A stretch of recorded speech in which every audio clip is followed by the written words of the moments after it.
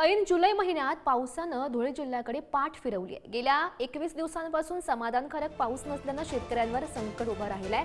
आठवड्याभरात समाधानकारक पाऊस पडला नाही तर धुळे तालुका आणि सिंदखेडा तालुक्यात दुबार पेरणीचं विदारक परिस्थिती निर्माण होणार आहे। धुळे जिल्ह्यात 3,78,000 हेक्टरवर पेरणीचं क्षेत्र आहे। त्यापैकी 3.5 लाख हेक्टर क्षेत्रात पेरणी पूर्ण झाली आहे। जिल्ह्यामध्ये 93% पेरण्या झाल्यानं शेतकऱ्यांना आता पावसाची प्रतीक्षा लागली आहे। जुलै महिना संपत आला तरीही जिल्ह्यातील साक्री तालुका वगळता इतर तालुक्यांमध्ये समाधानकारक पावसानं अद्यापही हजेरी लावलेली नाही।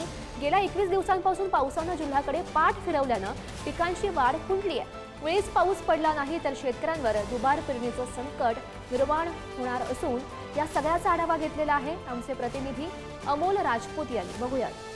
धुळे जिल्ह्यात जुलै महिन्यात पावसानं पाठ फिरवल्यामुळे येथील पिकांवर आता संकट निर्माण झालेलं आहे। कारण की गेल्या 21 दिवसापासून पावसाचा या ठिकाणी जोर दिसून येत नाही, समाधानकारक पाऊस पडत नसल्यामुळं येथील शेतकरी देखील चिंतेत। आपण आता कापूस पिकाच्या क्षेत्रात आहोत आणि आपण जर बघितलं तर कमी अधिक प्रमाणात कापसाची उगम क्षमता या ठिकाणी बघायला मिळते।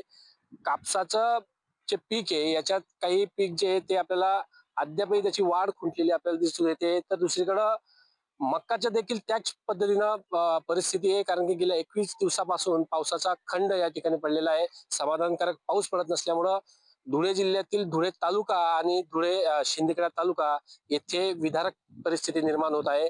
या आठवड्यात अशीच जर परिस्थिती राहिली तर दुबार पेरणीचं संकट ओढावेल असं या शेतकऱ्यांकडून या ठिकाणी सांगण्यात येत आहे।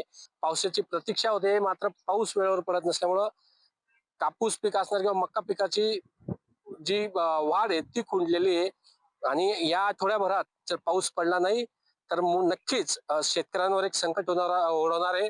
दुबार पेरणी करावी लागते की काय अशी चिंता त्यांना भेडसावत आहे। अमोल राजपूत, पुढारी न्यूज, धुळे।